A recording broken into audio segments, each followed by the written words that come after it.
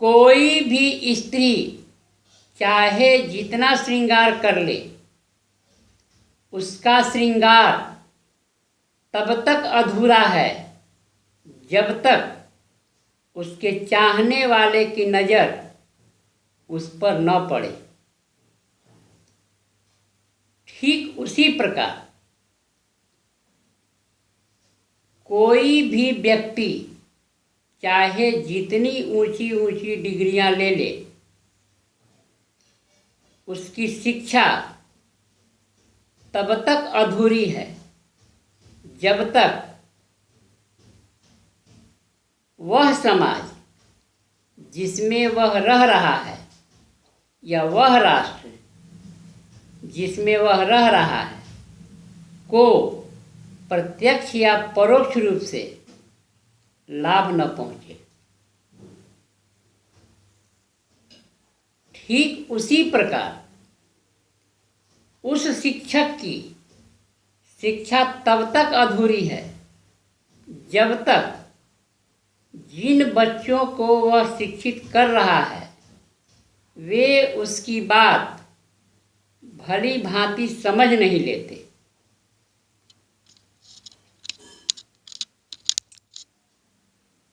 सभी बच्चे इंटेलिजेंट नहीं होते, कुछ सामान्य और कुछ औसत भी होते हैं।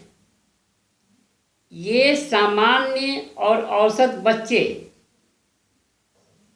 उस शिक्षक की बात कितनी समझ पा रहे हैं जो वह समझाना चाह रहा है, यही उस शिक्षक की अग्नि परीक्षा है। इसी बात को ध्यान में रखकर मैंने इंग्लिश ग्रामर को सरलतम रूप में रखने का प्रयास किया है।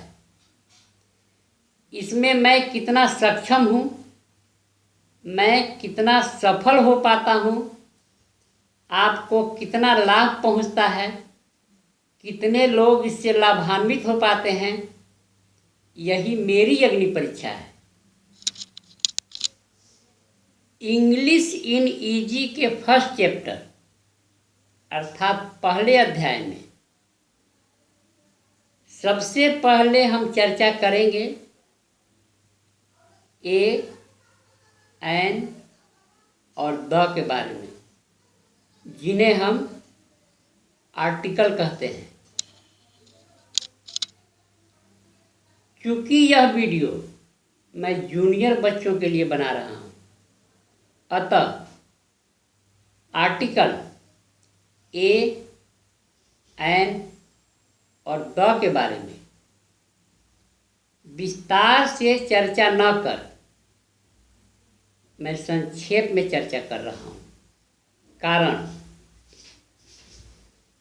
कोई भी बच्चा अचानक दौड़ना प्रारंभ नहीं करता, पहले उसे हम अंगुल पकड़कर चलना सिखाते हैं। अंगुल पकड़कर चलने के क्रम में वह गिरता भी है, तब उसे हम तसल्ली देते हैं। यहाँ भी हमें वही करना है।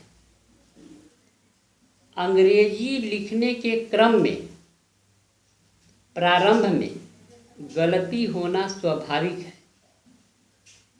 पर गलती से हमें नहीं डरना है। जिसने गलती नहीं किया, इसका सीधा सा अर्थ है कि उसने अपने जीवन में कुछ नहीं किया।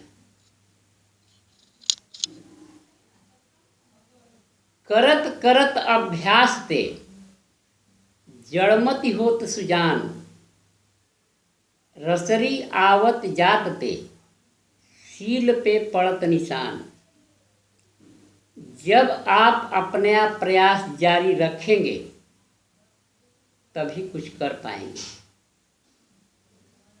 अन्यथा आप कभी कुछ नहीं कर पाएंगे। गलती करने से तो कभी डरना ही नहीं है। अगर आप कुछ गलत लिखते हैं तो कोई आपको फांसी पर नहीं चढ़ा देगा, ज़्यादा से ज़्यादा इतना ही करेगा कि वह आपको समझाएगा कि यहाँ आपसे गलती हुई है। गलती 2 बार हो, 3 बार हो, 50 बार हो, कोई फर्क नहीं पड़ता। 51वां बार में तो आपको सही लिखना आ जाएगा, 101 बार में तो सही लिखना आ जाएगा। आप लिखना प्रारंभ तो कीजिए। इंग्लिश अल्फ़ाबेट में 26 लेटर होते हैं, जिनमें 5 ए, ई, आई, ओ, यू को हम वॉवेल कहते हैं। सामान्य तौर पर वॉवेल से प्रारंभ होने वाले शब्दों के पहले हम एन का प्रयोग करते हैं। जैसे an apple, an elephant, an ideal, an orange, an umbrella.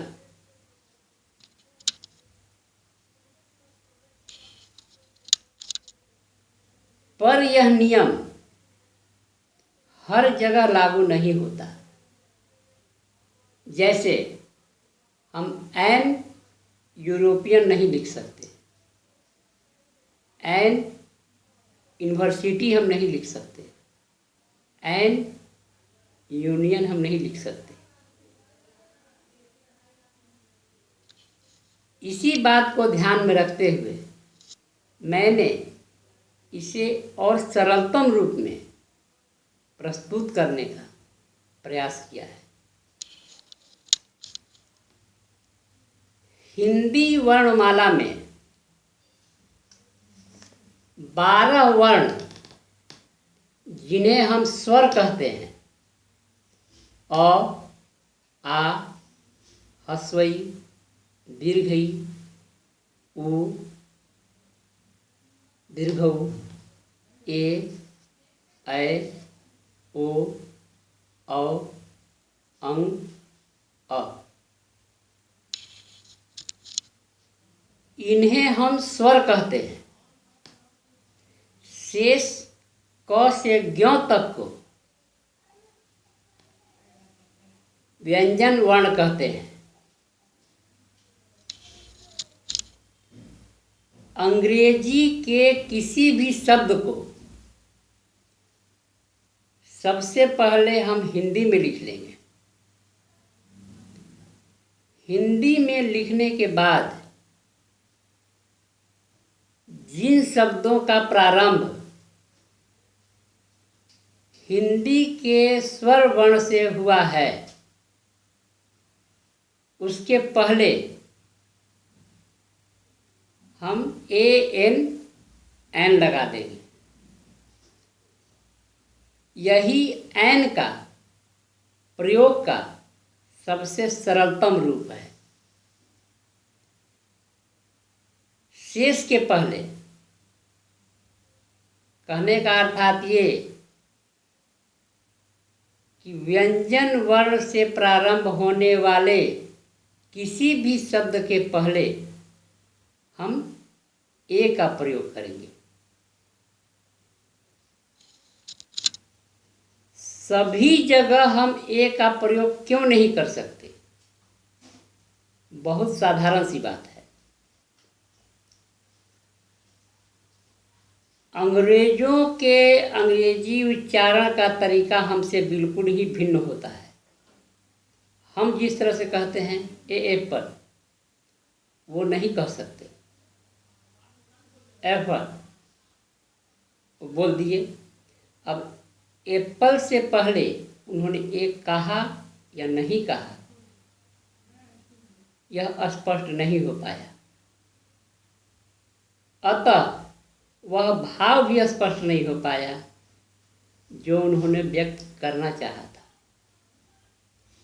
अर्थात वह बात स्पष्ट नहीं हुई जो वे कहना चाह रहे थे। इसलिए एप्पल के पहले एन का प्रयोग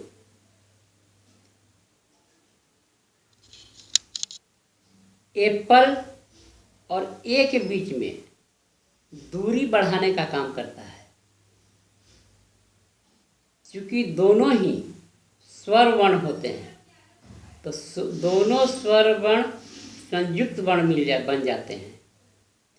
इसीलिए वॉवेल से प्रारंभ होने वाले शब्दों के पहले हम कभी भी हिंदी के स्वर वर्ण के प्रारंभ होने वाले शब्दों के पहले कभी भी हम ए का प्रयोग नहीं करेंगे।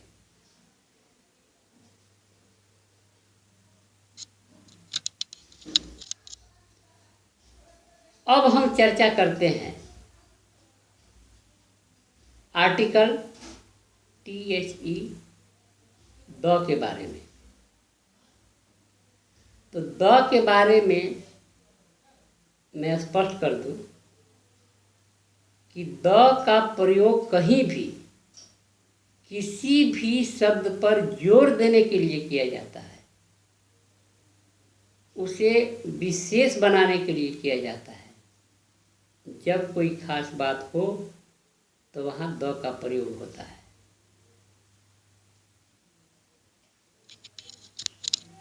जैसे I have a book, the book is old. मेरे पास एक किताब है, वह पुरानी है। इस पुरानी शब्द पर जोर देने के लिए हमने द का प्रयोग किया।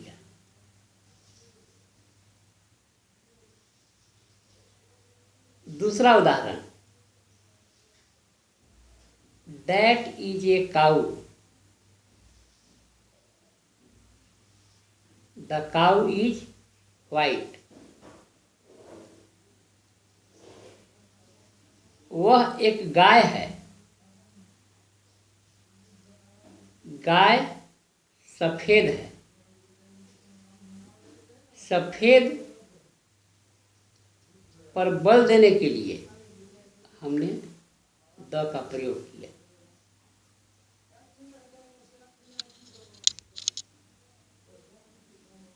जैसे अगर हम कहते हैं राजेंद्र प्रसाद, तो इस देश में राजेंद्र प्रसाद सैकड़ों हो सकते हैं, हजारों हो सकते हैं। पर जब हम कहते हैं कि Rajendra Prasad the president,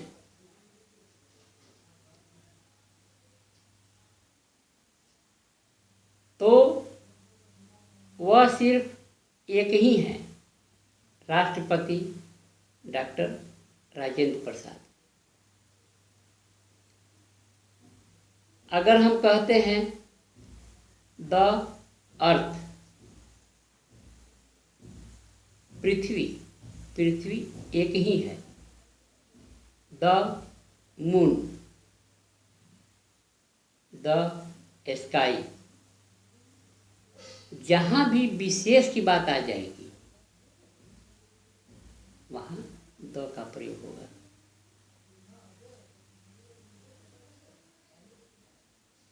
the pen is mine which is on the table.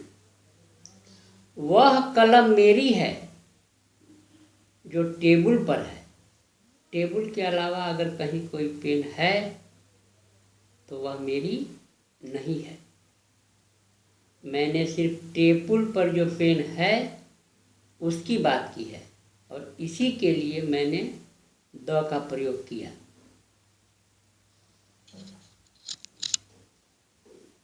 Akbar the great,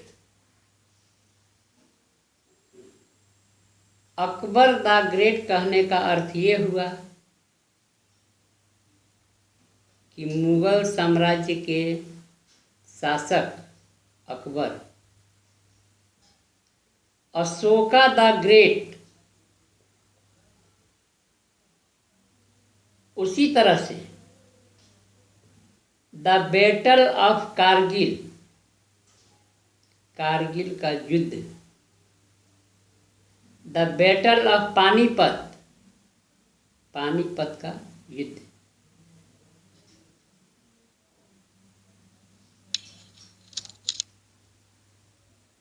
कोई बहुत देर से बकबक कर रहा है तब उसे हम कहते हैं कम टू द पॉइंट, अरे काम की बात करो।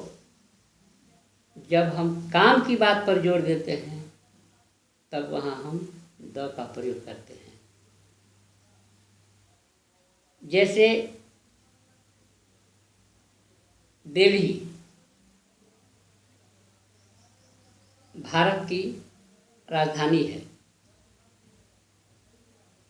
The Delhi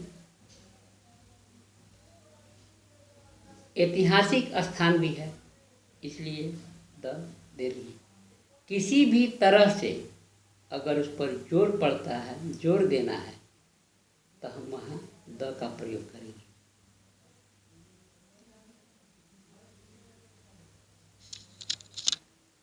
He helps the lame, वह मदद करता है किसकी?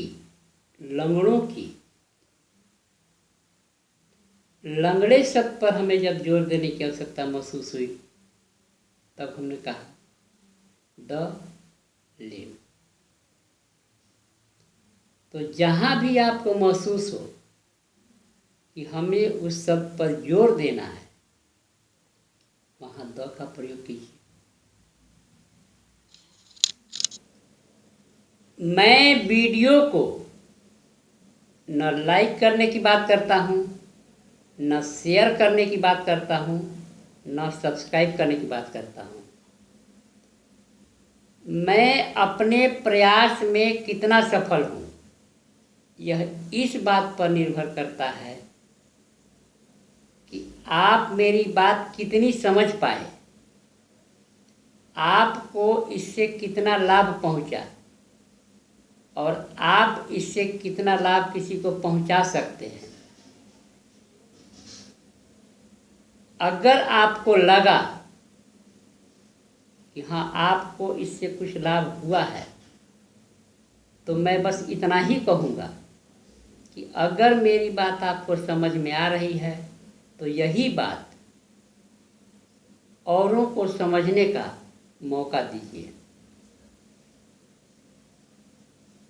वंदे मातरम। जय हिंद, जय भारत।